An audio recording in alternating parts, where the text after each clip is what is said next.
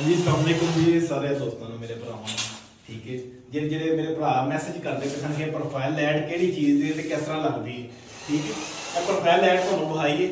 ਇਹ profile add ਭਾਣ देख सकते हो जिहड़े व्यूअर्स मैसेज ਕੀਤਾ ਸੀ ਇਹ ਪੇਜਾਂ ਦੇ ਨਾਲ ਲੱਗਦੀ ਹੈ ਇਸ ਪੇਜ ਦੇ ਨਾਲ ਹੀ ਉੱਪਰ 40 ਦਾ ਜਿਹੜਾ ਬਾਰਡਰ ਇਹਨੂੰ ਫਿਕਸ ਕੀਤਾ ਜਾਂਦਾ ਹੈ ਠੀਕ ਹੈ ਅਗਰ ਅਸੀਂ ਇਹ ਬਾਰਡਰ ਅਸੀਂ ਬਰਾਬਰ ਰੱਖਨੇ ਆ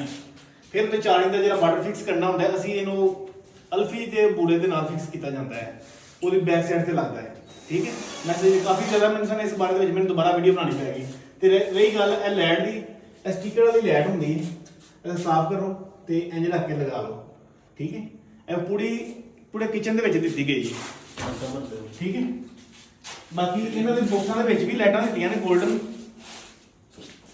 ਤੇ ਇਸ ਪਾਸੇ ਵੀ ਸਾਰੀ ਲਾਈਟ ਵਾਈਟ ਅਸੀਂ ਪਹਿਲੇ 골ਡਨ ਲਗਾਣਾ ਤੇ ਹੁਣ ਅਸੀਂ ਵਾਈਟ ਦਾ ਕਲਰ ਥੋੜਾ ਜਿਹਾ ਤਬਦੀਲ ਕੀਤਾ ਕਿ ਕਿਚਨ ਦੀ ਲੁੱਕ ਜ਼ਰਾ ਅੱਛੀ ਹੋ ਜਾਏਗੀ